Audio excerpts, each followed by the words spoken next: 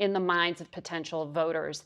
And one specific thing that U.S. intelligence says Russian influence actors are doing are posting allegations about the possibility of illegals, undocumented people voting in this country. You are a border state. We have heard a number of Republican officials, including on this program, try to argue that this is a real concern. Elon Musk is arguing that and amplifying that. What are you doing in Arizona to make sure that non-citizens are not voting in federal elections, which is already against the law? Well, first and foremost, if and when something like that happens, it is absolutely vanishingly rare. No system is perfect, and I'll admit that right off the top. But the allegation that this is something that might turn an election or is something much bigger than it is, that's the nonsense that we are dealing with. And unfortunately, we still have candidates, elected officials, and folks with large megaphones lying.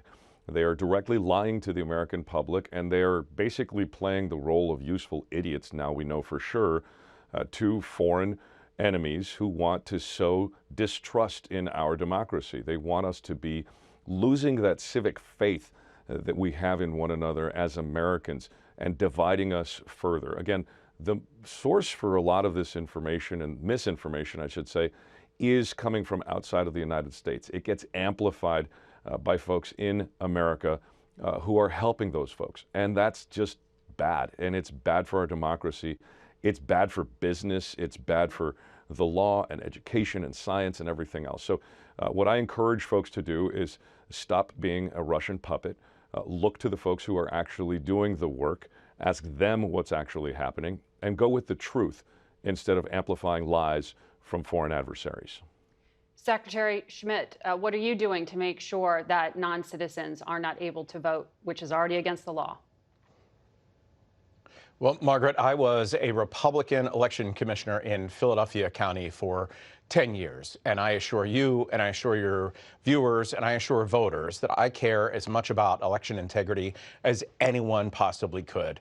I investigated hundreds of allegations of voter fraud over that time, whether it involved double voting or allegations of people voting for dead people or non-citizens.